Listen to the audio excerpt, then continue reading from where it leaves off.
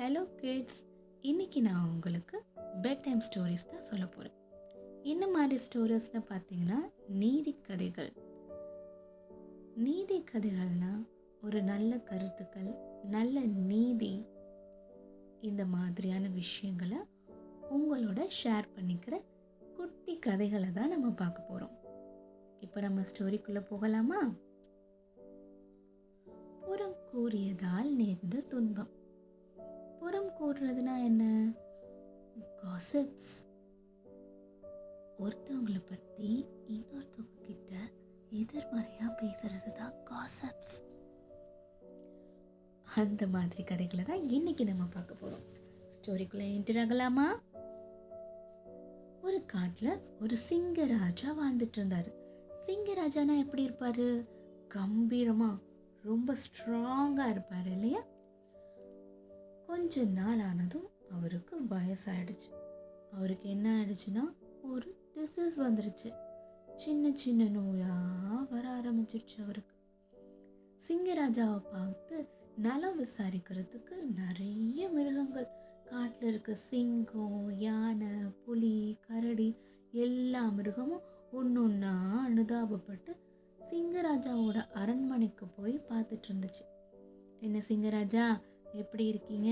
நல்லா இருக்கீங்களா? உங்கள் உடம்பெல்லாம் பரவாயில்லையா? அப்படிங்கிற மாதிரி ஆழ்ந்த அனுதாபங்களோட ராஜாவை போய் பார்த்துட்டு வந்துட்டு இருந்துச்சு. அந்த காட்டில் இருந்த ஒரு நரி மட்டும் சிங்கத்தை பார்க்க வரல. சிங்கராஜா எப்படி இருக்காரு, என்ன பண்ணுறீங்கன்னு கேட்கறதுக்கு வரல. அந்த நரிக்கு ஒரு எனிமி இருந்தான். அது யாருன்னா ஒரு ஓநாய். ஒரு நாள் அந்த ஓநாய் வந்து நம்மளோட பகைவனான நரியை எப்படியாவது ஒழிச்சு கட்டணும், அந்த நரியை எப்படியாவது நம்ம அழிச்சிடணும் அப்படின்னு நினைச்சது. உடனே அந்த ஓநாய் என்ன பண்ணுச்சு? அதோட புறம் கூறும் புத்தியோட அந்த சிங்கத்துக்கிட்ட போச்சு.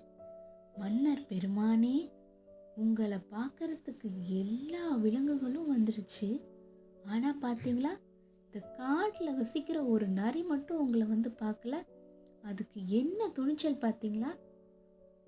அந்த நரி வேணும்னே தான் உங்களை பார்க்க வரல. இத்தனைக்கும் நான் கூட அந்த நரிகிட்ட போய், சிங்கராஜாவுக்கு உடம்பு சரியில்லை, நீ போய் அவரை பாருன்னு சொல்லிட்டேன்.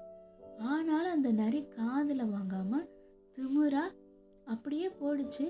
அது மட்டும் இல்லாமல் அந்த கிழட்டு சிங்கம் இருந்தா என்ன, செத்தா என்ன அப்படின்னு என்கிட்டயே திமிரா சொல்லிட்டு போகுது அப்படின்னு அந்த ஓநாய் சிங்கத்துக்கிட்ட தப்பா சொல்லிடுச்சு நரிய பத்தி. இந்த விஷயத்த கேட்ட சிங்கம் ரொம்ப கோபமாயிடுச்சு நரி மேல. அதோட சேவகர்கள் எல்லாம் கூப்பிட்டு, அந்த ஆணவம் மிக்க நரி எங்க இருந்தாலும் உடனே என்கிட்ட கொண்டு வாங்க அப்படின்னு. ஆனா உண்மையில ஓநாயும் சிங்கமும் பேச ஆரம்பிச்சப்பயே நரி வந்து நின்றுட்டு இருந்தது வெளியில. தன்னை பத்தி ஏதோ பேசி அடிப்படுது, ஏதோ பேசிட்டு இருக்காங்க சிங்கராஜாவும் ஓநாயும் அப்படின்னு அது வெளியில நின்று என்ன பேசுறாங்கன்னு கேட்டுக்கிட்டே இருந்துச்சான். நரிக்கு எல்லா விஷயமும் கிளியரா புரிஞ்சிருச்சான். ஓநாயோட இந்த கெட்ட புத்தியை உணர்ந்த நரி தன்னோட சாதுரியமான புத்தியை வச்சு ஒரு திட்டம் போட்டுச்சான். நரி எப்போவுமே தந்திரம் அதிகம் இல்லையா? அதனால உடனே அது என்ன பண்ணுச்சு? சிங்கத்து முன்னாடி போய் நின்னுச்சான். சிங்கம் உடனே கோபத்துல, அற்ப நரியே, உனக்கு என்ன திமிரு? நான் உடல்நலம் சரியில்லாம இருக்கேன், அதை தெரிஞ்சுட்டு நீ என்னை விசாரிச்சு என்னை பார்க்கறதுக்கு வரல அப்படின்னு கோபமா கர்ஜித்துதான். உடனே அந்த நரி என்ன சொன்னிச்சா? சிங்கராஜா காலில் விழுந்து வணங்கி, அரசே, நான் ஒரு அற்பன், நான் கூறுற விஷயத்த கொஞ்சம் காது கொடுத்து கேளுங்க அப்படின்னுச்சான். அதுக்கப்புறம் எனக்கு தண்டனை கொடுங்க அப்படின்னு சொன்னிச்சு. உடனே சிங்கம், சொல்லு, என்ன விவரம், என்ன சொல்ல போற அப்படின்னு கேட்டுதான். திரும்பவும் நரி சிங்கத்தோட காலில் விழுந்து, உங்களுக்கு உடம்பு சரியில்லைன்னு எனக்கு தெரியும்,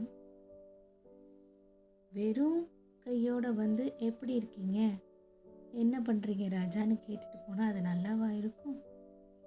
நான் இந்த காட்டில் இருக்கிற மிகப்பெரிய மருத்துவர்கிட்ட எல்லாம் போய் எங்கள் சிங்கராஜா நல்லபடியாக குணமாகணும், அதுக்கு நல்ல மருந்து கொடுங்க அப்படின்னு கேட்டு கையோட அந்த விவரத்தையும் தெரிஞ்சுக்கிட்டு வந்துட்டேன் அப்படின்னு சொன்னிச்சான். சிங்கத்துக்கு ஒரே சந்தோஷம். நரி மேல இருந்த கோபமெல்லாம் எங்கேயோ காணாம போயிடுச்சு. உடனே நரியும் சொன்னிச்சான் சிங்கராஜா கிட்ட, இந்த மாதிரி ஒரு ஓநாய் இருக்குல்ல, அந்த ஓநாயோட தோலை உரிச்சு உங்க மேல போட்டுனா உங்களுடைய ரோமங்களை வழியா அந்த மருந்தெல்லாம் உள்ள ஈர்க்கப்பட்டு உங்க உடல் முற்றிலும் குணமாயிடும்னு சொன்னிச்சான். உடனே சிங்கத்தோட பார்வை எங்க போச்சு? அந்த கெட்ட குணமுடைய ஓநாயை பார்த்துதான். சிங்கத்தோட சேவகர்கிட்ட எல்லாம் சொல்லி அந்த ஓநாயை கொன்று அதோட தோலை உரிச்சு எடுத்துட்டு வாங்கன்னு சொன்னிச்சான்.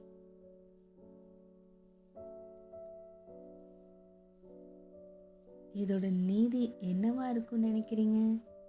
புறம் கூறும் புத்தியுடையவர்கள் ஆரம்பத்தில் வெற்றி பெற மாதிரி இருந்தாலும் போக போக தோல்விதான் அடைவாங்க. என்ன குழந்தைகளே, இந்த கதை உங்களுக்கு பிடிச்சிருக்குன்னு நினைக்கிறேன். நம்மளும் நல்ல எண்ணங்களை உருவாக்கிக்கணும், நல்லதையே நினைக்கணும். ஓகே.